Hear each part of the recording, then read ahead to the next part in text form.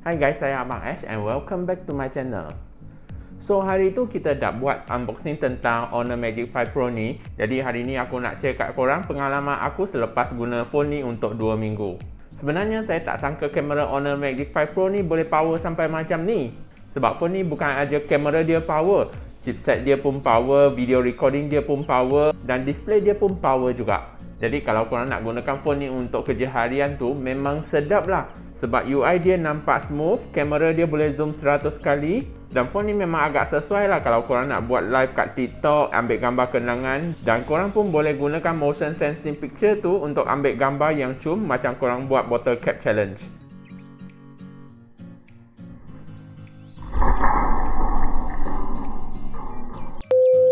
So aku pun dah gunakan phone ni dalam masa 2 minggu. So tanpa membuang masa, ini review saya tentang Honor Magic 5 Pro pada tahun 2023.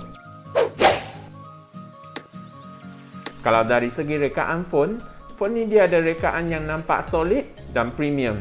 Jadi masa pegang phone ni memang rasa sedap. Sebab kualiti cover dia adalah jenis yang matte dan cover dia tak akan lekat kesan cap jari dan nampak kotor. Cuma first time aku pegang phone ni memang rasa dia agak berat sikit. Tapi selepas guna untuk beberapa hari, saya pun dah biasa dengan berat phone ni dah.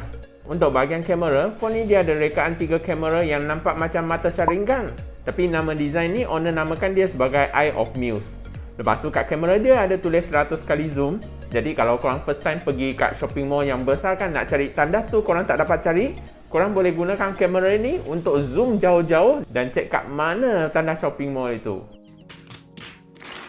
Kalau korang nak buka lock tu, korang boleh guna face unlock. Tapi kalau korang tak biasa dengan face unlock, korang still boleh gunakan in-display fingerprint dia yang agak laju.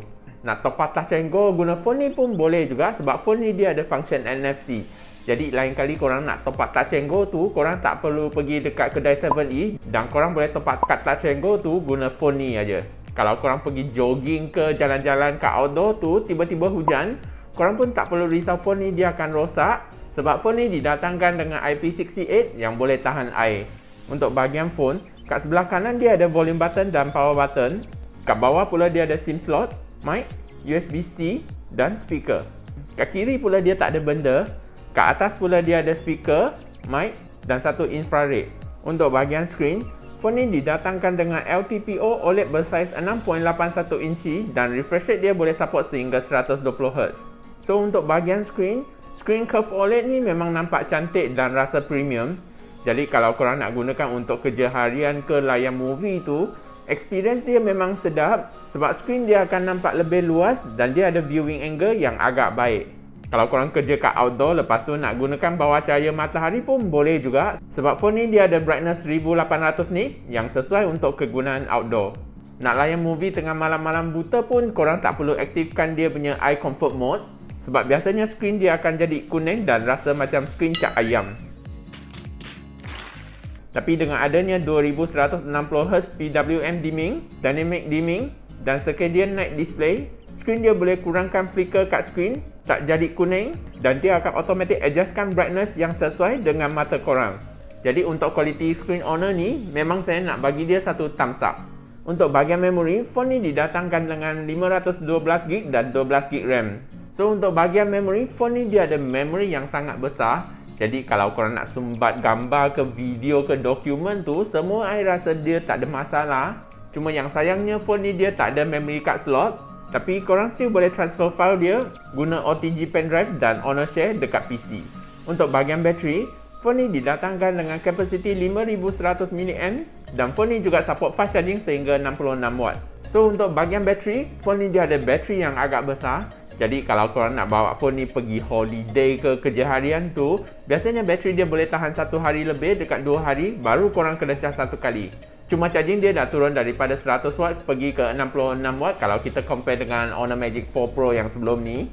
Tapi untuk kegunaan harian tu, I rasa 66W ni dah cukup lah untuk kegunaan harian itu. Bergerak ke bahagian UI, phone ni didatangkan dengan Magic OS 7.1 based on Android 13. So untuk bahagian UI Honor ni I rasa agak not bad juga. Sebab UI dia memang rasa smooth, clean dan sekarang dia pun dah boleh support game mode dah. Kalau korang nak main game tu, korang boleh gunakan Game Manager untuk blockkan notification dia. Nak guna calculator dan check email tu, korang pun boleh drag daripada tepi. Kalau nak guna gesture control pun boleh juga. Jadi function dia memang dah cukup baik untuk kegunaan harian itu. Untuk bahagian chipset, phone ni didatangkan dengan chipset Snapdragon 8 Gen 2. So untuk bahagian chipset, phone ni dia menggunakan latest flagship chipset. Jadi untuk penggunaan harian tu, performance dia memang rasa smooth dan sepanjang saya guna tu, chipset ni dia tak ada heating issue macam Snapdragon 88 yang lama itu. Jadi nak buka apps tu, check email tu, semua dia pun loading agak laju. Nak main Mobile Legends dekat high graphic pun tak rasa panas. Nak main PUBG setting Ultra pun boleh. Nak main Genshin Impact dekat 60 FPS pun boleh juga. So untuk bahagian chipset ni memang mantap lah untuk kegunaan harian itu. Untuk bahagian kamera, phone ni didatangkan dengan 50MP untuk main kamera, 50MP untuk ultra wide, 50MP untuk periscope telephoto, 12MP untuk kamera depan dan satu 3D depth kamera. So untuk bahagian kamera, kualiti kamera dia memang agak baik sebab gambar dia nampak detail, dynamic range dia pun agak baik dan color dia pun nampak vibrant juga. Jadi untuk kualiti kamera dia adalah the best according to DxOMark. Nak zoom 100 kali pun boleh juga. Cuma kita tak boleh expect lah after 100 kali zoom dia masih boleh clear macam biasa. Tapi at least korang still boleh nampak tulisan dia dengan jelas walaupun korang dah zoom 100 kali. Nak ambil gambar guna night mode pun cantik juga. Sebab lightning tu semua dia boleh nampak dengan detail dan cukup baik. So sekarang kita tengah rakam guna kamera depan Honor Magic 5 Pro ni. Okay, sekarang kita dekat Tasik Y Batu Pahat lah. Okay, korang boleh nampak yang dia punya recording memang mantap lah. Sekarang I try guna 1080p 60 frame per second.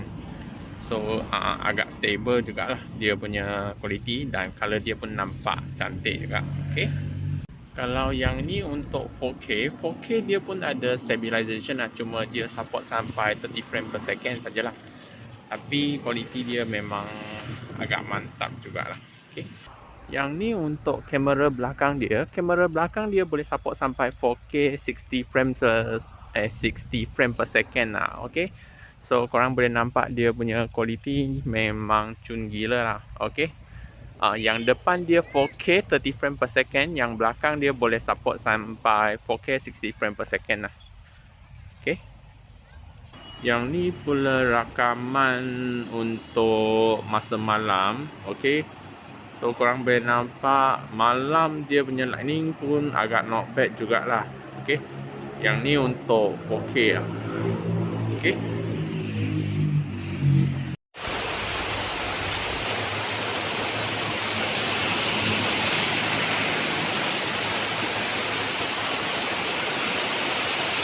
so overall best ke phone ni?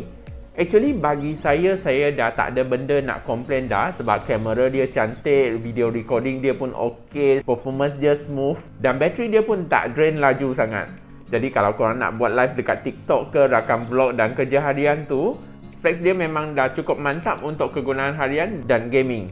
Cuma kamera bump dia I rasa dia agak tinggi sikit, tapi yang lain tu semua saya memang rasa puas hati. So kalau korang berminat untuk beli phone ni, aku akan sharekan link dia dekat bawah description sana. Dan coming soon saya pun akan review budget phone daripada Freon. So kalau korang nak tahu apa phone tu, korang kena subscribe lah channel ini dan tekan butang loceng. So I rasa itu saja untuk video hari ini. Kalau suka video ni, jangan lupa tekan butang like, share, komen dan subscribe ya. Bye bye and see you in the next video.